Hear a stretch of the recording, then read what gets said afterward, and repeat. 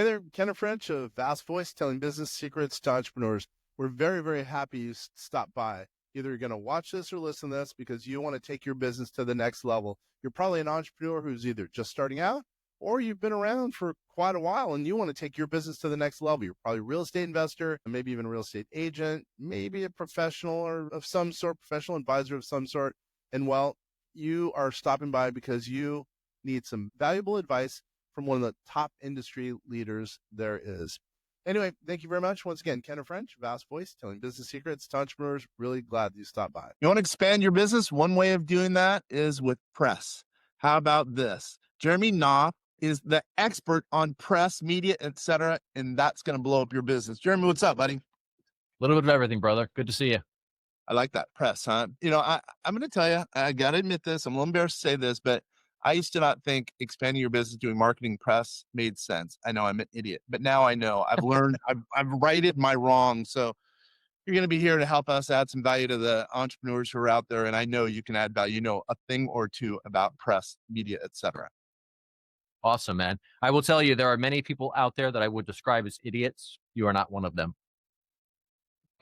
So tell us a little bit about, add a piece of value to a business owner right off the bat. Let's not beat around the bush. Give me one piece of added value element that would help our people. All right, let's see. I will give you this. One of the biggest impacts you can have in your business is to develop authority status, because what that's going to do is it's going to help you cut through all the bullshit. You know, when you're seen as a recognized authority in your industry, you don't have to go through that dog and pony show to convince somebody that you're the person that can solve their problem. All right. Give me how do I do that really quick? How do I do that? So it comes down to a few different things. Getting featured in the media is a key part of that because there is that third party validation, which that kind of comes from our evolution as humans, right? When, the caveman would see the other cavemen eating fruit off this particular bush, they knew that it was safe. So they would go and they would eat it, right? The same applies to when you see somebody featured in a major magazine like Entrepreneur or Forbes or Inc. You assume that that person has been vetted. You assume that that person is qualified, that they know what they're talking about, that they're an expert. And so this is why getting featured in the media plays such a big role in developing that authority status. But we also have to build a strong personal brand. And all of this is kind of like this symbiotic environment, right? If you have a strong personal brand, that helps you get featured in the media. Getting featured in the media helps reinforce your personal brand. And so it all kind of works together. But that's kind of the situation in the big picture. I've talked to some of your clients and people you've even been nice enough to just provide free advice, and they've said you're the man. So what is it that makes you the man that is so good at putting people in front of the press, et cetera? I would have to say that comes down to firsthand experience and kind of the way that I got into this in the first place. Okay. So, you know that I had a health crisis several years ago that almost killed me. Mm-hmm. And I spent about 2 years on my deathbed. That was loads of fun, let me tell you.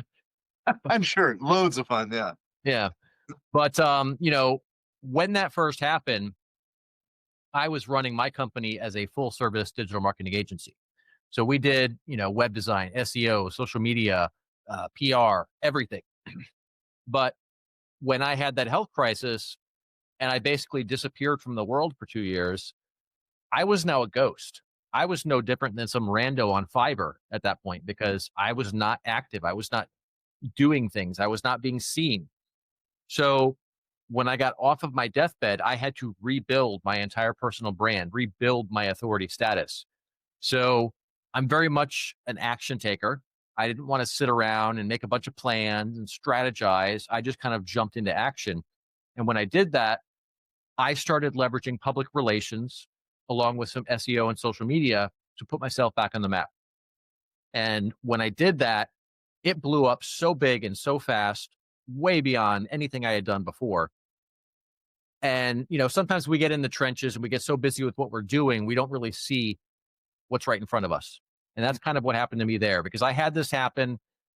And for about the next year, I just continued business as usual, full service agency, continuing to do that side of things. And about a year after that, I realized, this is incredibly powerful. I went from being a nobody to being back on top of the world in record time. And, there's so many great people in our circle who are amazing at what they do. They're really focused on bringing tremendous value to their clients. And then you've also got these other, kind of the internet marketing bros, right? The guys who don't really give a shit. They're just out there hyping themselves up to make as much money as possible. And they don't really care if they bring real value to their clients. So what I wanted to do was elevate those people who are really focused on bringing real value. And in the process, also drown out some of these scumbags who don't really care. So it was a double win for me. And that was when we pivoted to focusing entirely on PR. I understand. I totally get it. By the way, this is Val's Voice telling business secrets to entrepreneurs. We're hanging out with Jeremy Knauff, who is the media guru. You like that? PR guru, press guru, whatever you want to call it. So wait a minute. First, I always forget, how do people get a hold of you if they're interested in learning a little bit more about what you do, the resources you have, first of all? Man, I am easy to get a hold of. If you Google my name, I'm going to come up everywhere for like probably the first 10 pages in Google. I show up in all the AI tools. I'm all over the place. I'm not hard to get a hold of. Spartanmedia.com is our website. But yeah, you can look me up pretty much anywhere and I will pop up. I mean, this is what I do for a living. So of course I pop up everywhere. You better. And how do we spell your name, by the way? Knauff.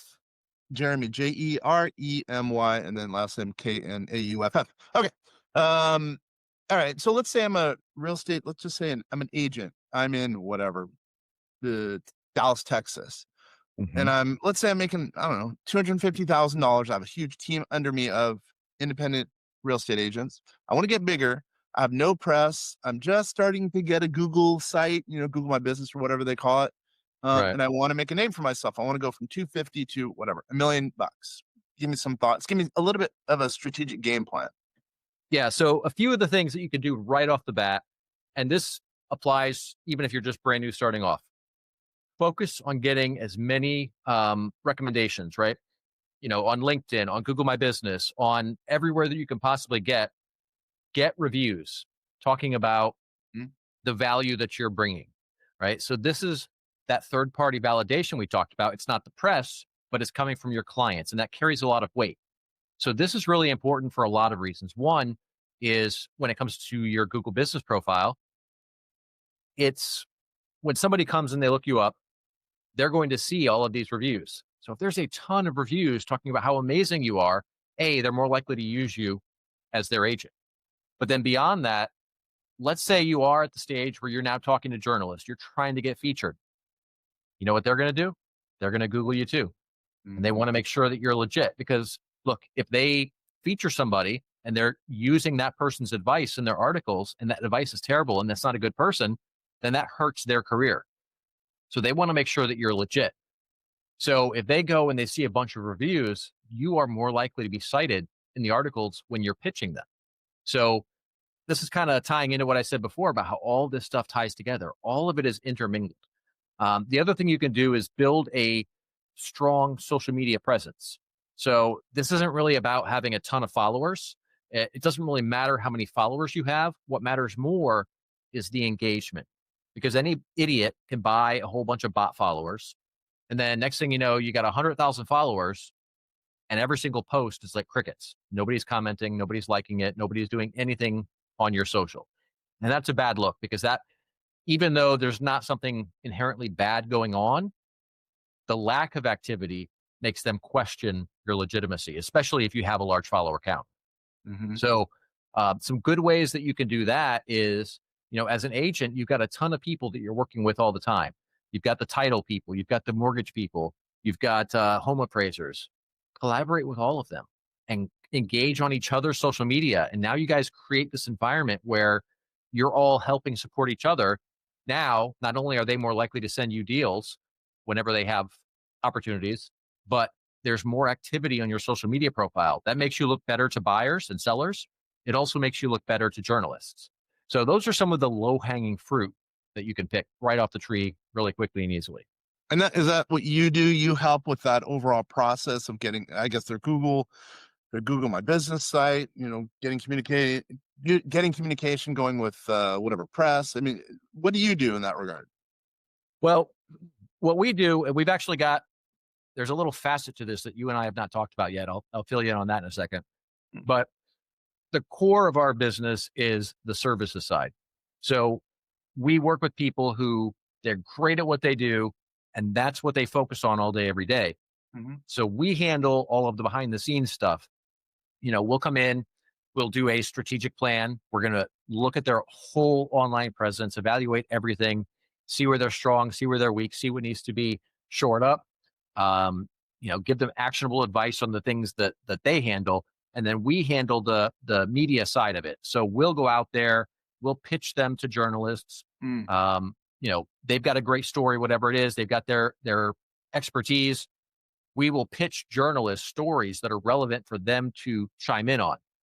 And then a lot of times we also get, because of my relationships, I'll have journalists reach out to me and they'll be like, hey, I need an expert on XYZ. Who do you have? So a lot of times we get these opportunities that just kind of pop up, which we have to kind of spring into action and handle that really quickly. Now, for our clients in the real estate industry, we get a pretty good handle on how they communicate and what they know pretty quickly. So in a lot of cases, we can actually just respond for them, and they don't even have to take time away from their day to, type up a response, because who the hell has time to do that? And you're probably not going to say it very well to begin with, because that's not your expertise, right? You're technically proficient, but communicating that is often not your strength, whether you're an investor, whether you're an agent, whatever. So typically what I'll do is we will actually write the response, whatever we want that person to say to the journalist. We'll run it by the client just to make sure that everything is on point, because it has to be technically correct and it has to communicate that they want to be perceived as. So we'll send it to them. 90% of the time, there's no edits to it. They're like, yeah, this is great. Let's roll with it. And then we'll send it right back to the journalist. That makes the process really simple and really fast for the client. And we can capitalize on those opportunities as they come up. So I'm kind of like offloading. If I'm a client of yours, I'm kind of like offloading some of my work. So I can, sell widgets, sell real estate, and have you guys do what you're good at. Yep, absolutely.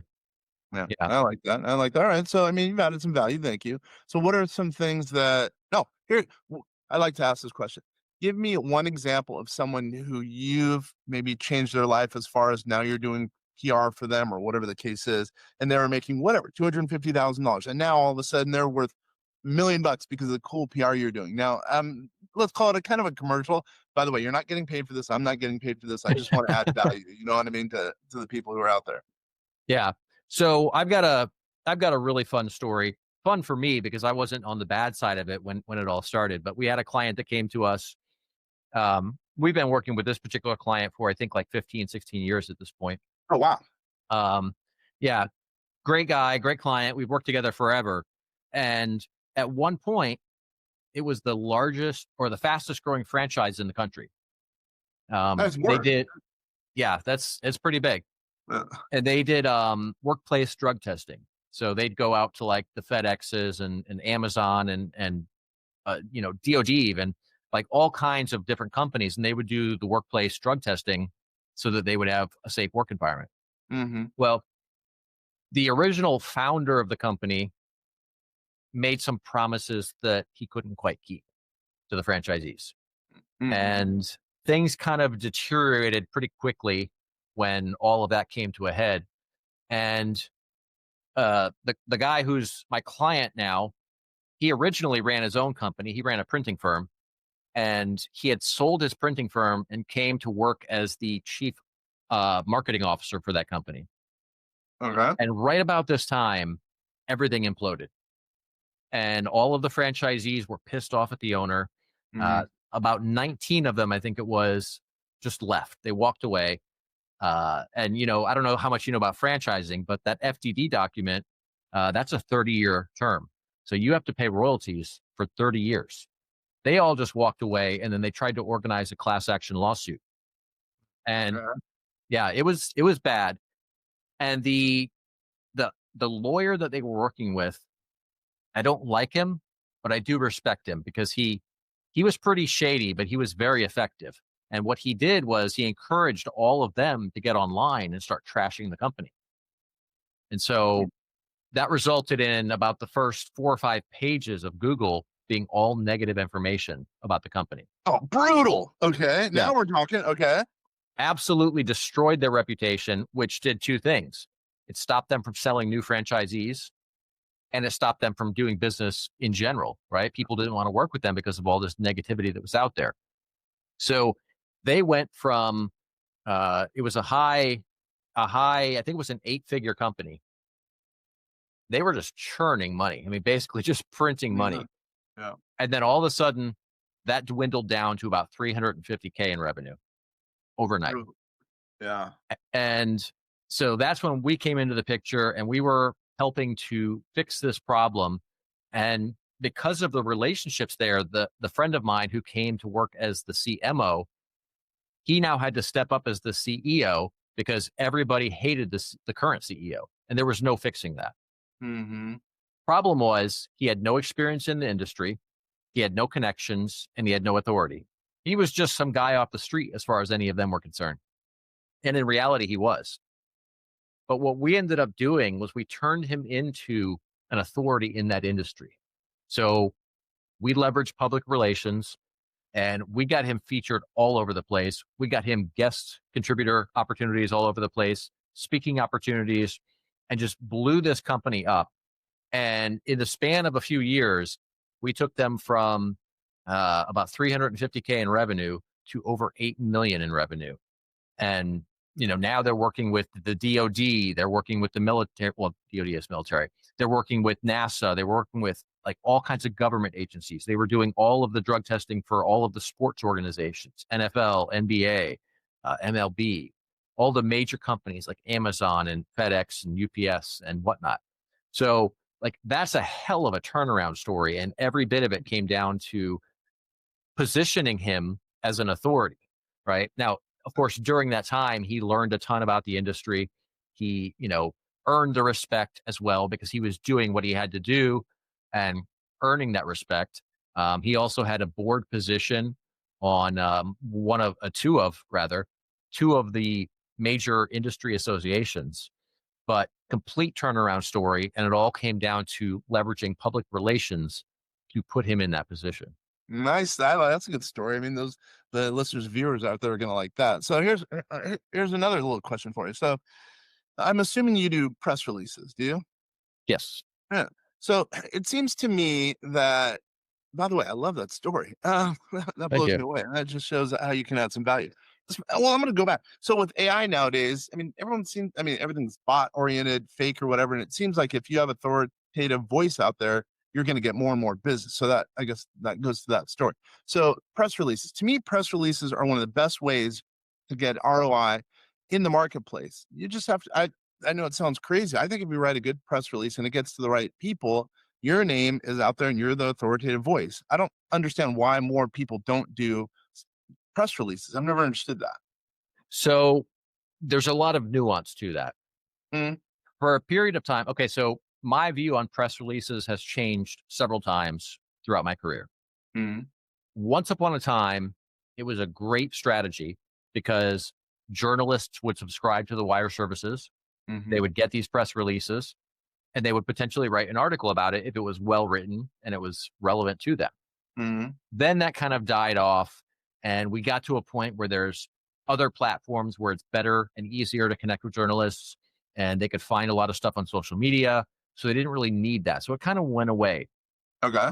And then it picked back up a little bit, mainly in the SEO world where people were using it for link building, right? You put out a press release, and then of course it goes out to whatever wire service, but then it gets resyndicated out to numerous other outlets, AP, Yahoo Finance, etc. So if you get a link in there, those links would count for your SEO efforts.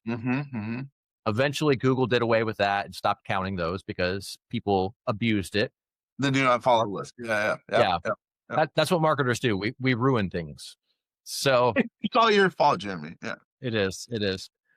But for a while, I had kind of written off press releases as essentially useless. Then I was talking with a friend of mine in the industry, and she's like, well, no, I still think they're useful. And here's why. We sat down and had a conversation. And I'm like, okay, I'll give it some merit. I'll try a few and see what I can make happen.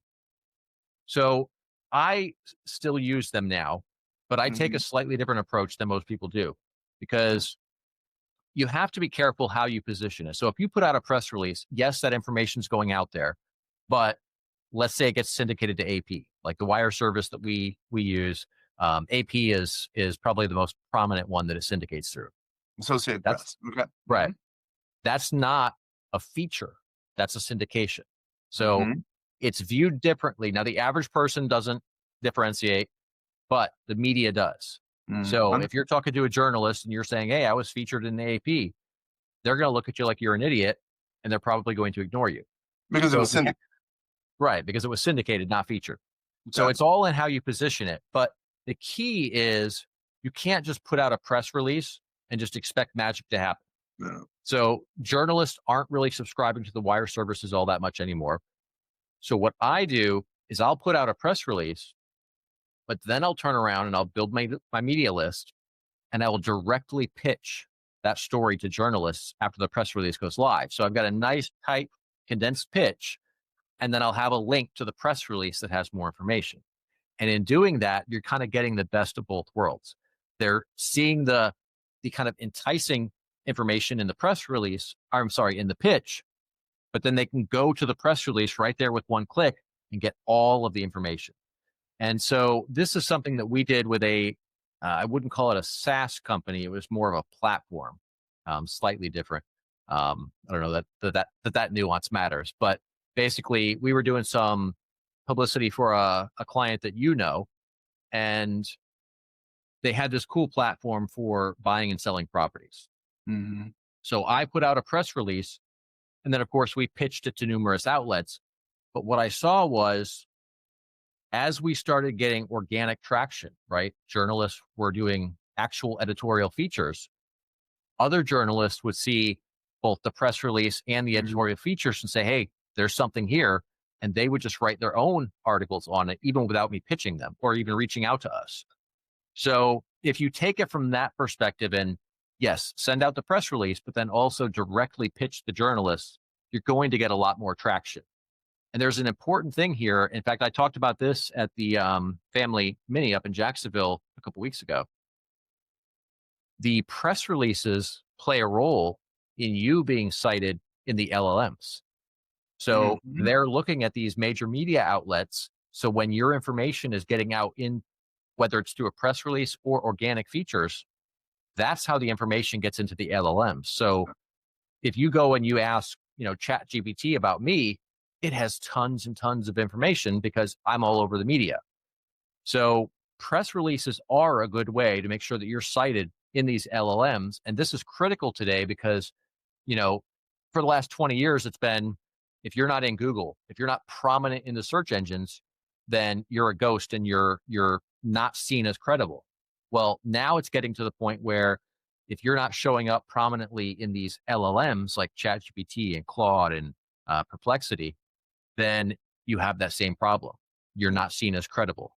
So those are the kind of two key reasons why I still think press releases are important today.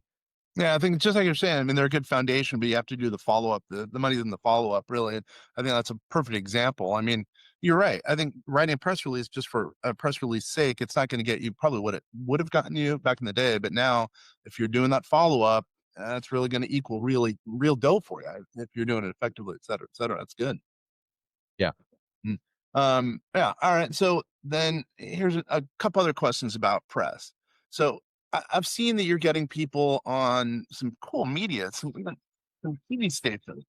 So give us some examples of some of the TV stations and cool shows that you've gotten people on, because I think it's pretty cool. People like to hear this. Yeah. So, I mean, TV is a great medium. I love it because it gives you the chance to not only use your words, but also your personality, your body language, everything about you. And that's something that people can really connect with. So I like to use TV for that purpose. The key is you have to be able to communicate very effectively and very succinctly, right? You have to have it tight so that you can say exactly what you need to say, quickly, get straight to the point, but also make it something that everybody can understand. So I've got a client, for example, who I will literally never put anywhere near a TV camera. I love the guy to death. He is a great human being, incredibly intelligent, incredibly generous, just a great person all the way around. But when I schedule a 30-minute call for him, I will block out 2 hours because he's going to ramble forever. Okay. And so I just know that that's not his skill set, and no amount of media training is going to change that.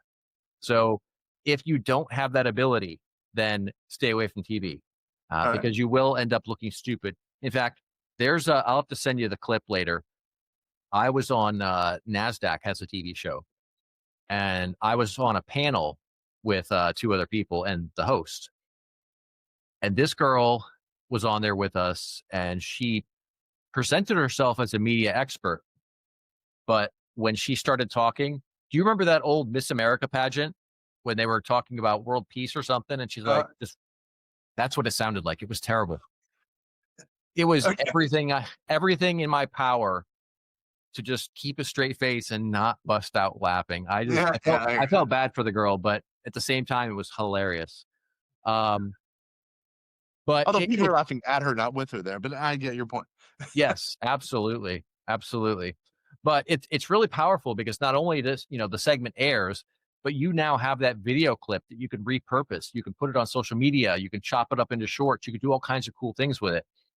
And you can really repurpose all of your publicity. But I love TV because it has the ability to really convey who you are, and that attracts the right people in and also repels out the wrong people.